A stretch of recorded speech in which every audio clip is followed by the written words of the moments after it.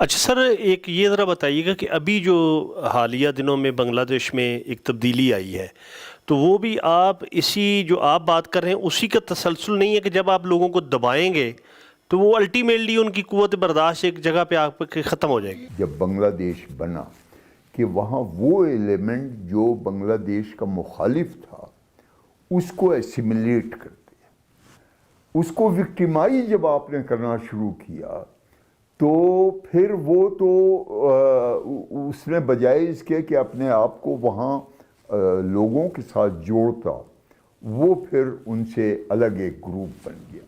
چنانچہ بنگلہ دیش بننے کے بعد جماعت اسلامی ایک زمانے میں خالدہ ضیاء کی پارٹی میں وہ تھی، شریک تھی، کولیشن گورنمنٹ تھی ان کی حمایتی تھی یا وہ حمایتی، یعنی مطلب یہ ہے کہ ان کے ساتھ اتحاد تھا ان کا؟ ہاں اتحادی تھی۔ اتحادی۔ تو اس کو انہوں نے ایسیملیٹ کرنے کے بجائے وکٹیمائز کرنا شروع کر دیا، اور اس کا نتیجہ یہ نکلا کہ ایک سیکشن ایسا جو پہلے بھی ناراض تھا، اور اس کی وجہ یہ تھی کہ جیسے پاکستان بن کے سارے مسلمانوں کے مسائل تو نہیں حل ہوئے، کچھ لوگوں کے مسائل تو ہو سکتا ہے حل ہو گئے ہوں، لیکن جو اصل تعلیم کا مسئلہ، بے روزگاری کا مسئلہ، وہ کیا کہنا چاہیے کلچرل ایسیملیشن کا مسئلہ، یہ تو نہیں حل ہوئے۔ اس کے لیے تو اسٹرگل ہی کرنا پڑا۔ ایسے ہی بنگلہ دیش میں ہوا کہ وہ یہ سمجھتے تھے کہ جی ویسٹ پاکستان ایکسپلائٹ کر رہا ہے تو بنگلہ دیش جب بن جائے گا تو ہم بالکل ہم وہاں کوئی 1 سال رہے۔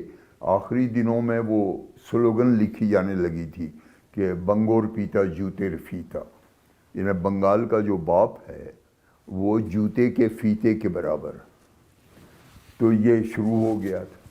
تو کہنے کا مقصد یہ ہے یہ کس کے بارے میں لکھتے تھے بنگال کا باپ؟ یہ مجیب الرحمان کے بارے میں۔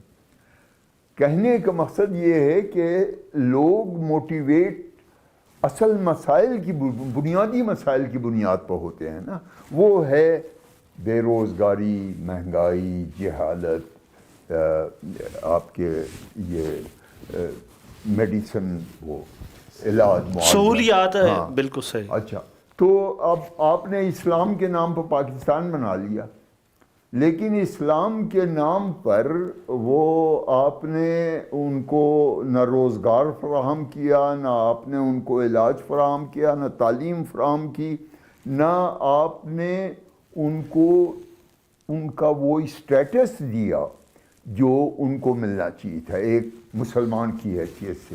معلوم ہوا کہ یہاں بھی وہی لوگ کارآمد رہے جنہوں نے جو وہاں تھے اور یہاں بھی تھے۔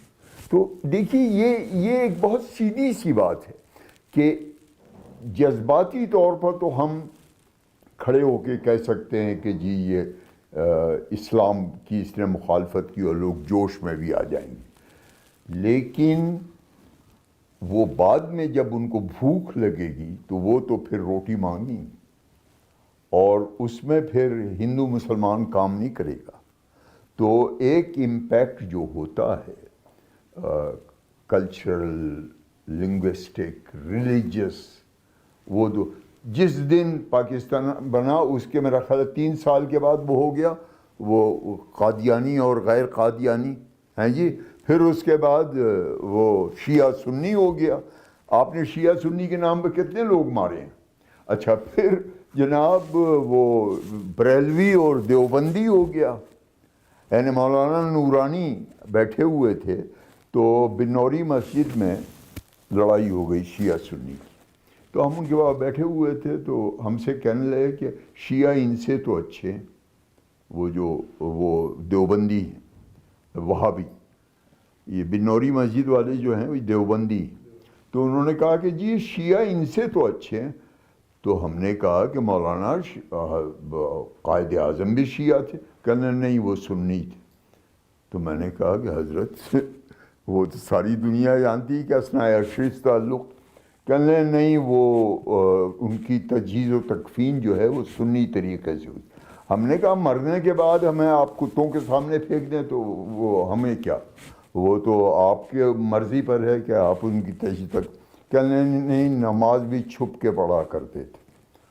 تو ہم نے کہا حضرت تو اب وہ قائد اعظم کو تو برا نہیں کہہ سکتے تھے، لیکن انہوں نے اپنے طور پر یہ جواز کر لیا کہ قائد اعظم جو تھے وہ سنی ہیں جی۔ تو میری کہنے کا مقصد یہ ہے کہ دیکھیے ہم وہ کرتے ہیں، ہم مسلمان ہیں، لیکن کون سے مسلمان ہیں؟ یعنی خلفائے راشدین کے مسلمان ہیں، حضرت محمد کے مسلمان ہیں، یا وہ کیا کہتے ہیں معاویہ کے مسلمان ہیں، یا اب وہ عباسی، یعنی انہوں نے کیا کیا آپس میں؟ اصل بنیاد جو ہے وہ تو یہ ہوئی نا کہ یہ روٹی روزی جو ہے وہ سب کا مسئلہ ہے، باقی عقیدے تو دیکھیے ایسے ایسے بدلے۔ وہ یہ ایک وہ گئے، انہوں نے معاویہ سے کہا اے بادشاہ السلام علیکم، تو انہوں نے کہا کہ میں خلیفہ نہیں ہوں، انہوں نے کہا نہیں تم بادشاہ ہے جی۔ وہ ایک وہ تھے وہ جو نام لیں جی، وہ جنہوں نے حدیثیں بہت لکھی ہیں، ابو ہریرہ، ہاں، تو حضرت وہ ابو ہریرہ، نماز حضرت علی کے پیچھے پڑھتے تھے، کھانا معاویہ کے ساتھ کھاتے تھے۔ تو انہوں نے کہا بھائی یہ کیا حرکت ہے؟ انہوں نے کہا نماز ان کی اچھی ہے، دسترخوان ان کا اچھا ہے۔ تو میری کہنے کا مطلب دیکھیے نا، آپ نے وہ بھی بند کر دیا۔ یعنی ایک میری اماں کٹر بریلوی تھی، یعنی کوئی مہینہ ایسا نہیں جاتا تھا جو ان کی نیاز فاتحہ نہ ہو، اور میرے ابا جو تھے وہ کٹر دیوبندی تھے، وہ اٹھ کے چلے جاتے تھے۔ لیکن ماشاءاللہ ہم لوگ 4 بھائی بہن تھے، تو ان کی شادی تو اب سنا کہ دیوبندی اور بریلویوں میں بھی شادی نہیں ہوتی۔ تو آپ ہمیں بتلائیں کہ پاکستان جو آپ نے بنایا اسلام و مسلمانوں کے نام، اس وہاں جناب شیعہ سنی کا قتل عام ہوا، وہاں وہ کیا نام ہے وہ قادیانی ہو ان کے، اچھا ہم گئے وہاں، یہ دیکھیے یہ انٹرویو تو نہیں ہے وہ ہو رہا ہے، ہم گئے کیا نام ہے وہ ربوہ، تو فیصل آباد سے ہم نے ٹیکسی لی اور ربوہ گئے۔ تو ٹیکسی والا راستے بھر کے جی بچے ہیں، کمائی نہیں ہوتی ہے، یہ نہیں ہوتا ہے، وہ نہیں ہوتا ہے۔ تو جب ہم ان کے گیٹ پر پہنچے تو انہوں نے ہمیں بڑا استقبال، آئیے علی احمد صاحب، بالکل آپ کھانے کے وقت آ گئے ہیں، تو یہ تو بہت ہی اچھا ہوا، یہ ہے وہ۔ تو میں نے وہ ٹیکسی والے سے کہا لو بابا تم کہہ رہے تھے تو اب تو ماشاءاللہ ہم لوگ یہی کھائیں۔ انہوں نے کہا نہیں جی میں یہ حرام نہیں کھاؤں گا۔ اچھا میں بڑا امبیرس، اور وہ بھی بیچارے کہہ رہے تھے کہ بابا کھانے میں کیا ہے؟ ہم نے کہا یہ تو اللہ میاں کی وہ روزی جس کے نام لکھ دی۔ انہوں نے کہا نہیں جی میں ان کا کھانا نہیں کھاؤں گا۔ تو پھر بھائی میں نے 200 روپے اس کو دی، ہم نے کہا کسی ہوٹل میں کھا لیں۔ تو اب اچھا انہوں نے وہ ایک وہ طریقہ اذان نہیں دینے دیتے، تو صبح کو چھوٹے بچوں کی ٹولیاں درود پڑھتی ہوئی گلیوں سے گزرتی تھی۔ اچھا وہ بڑا اچھا لگتا تھا کہ وہ ایک ٹولی درود پڑھتی ہوئی جا رہی ہے اور دوسری آواز ابھر رہی ہے، ایک فیڈ آؤٹ ہو رہی ہے، ایک فیڈ ان ہو رہی ہے۔ تو میں نے اس کو ریکارڈ کیا اور میں نے کہا کہ جی آپ لوگوں نے تو کمال کر دیا، اس لیے کہ حافظ نے کہا تھا کہ اگر چین کی نیند سونا چاہتے ہو تو مسجد سے دور مکان بناؤ، ورنہ یہ ملا تمہاری صبح صبح اذان دے کے نیند خراب کرے گا۔ تو یہ آپ لوگوں نے تو کمال کر دیا، وہ یعنی حافظ کو جو شکایت تھی وہ بھی دور ہو گئی، اور یہ بڑا اچھا لگتا ہے کہ ایک آواز فیڈ آؤٹ ہو رہی ہے ایک فیڈ۔ تو انہوں نے کہا نہیں جی یہ ہمارا حق ہے، ہم تو ابھی ہونا چاہیے اذان۔ تو ہم نے بلکہ وہ بھی کیا کہ جتنے ضدی وہ ہیں اتنے ضدی یہ ہیں۔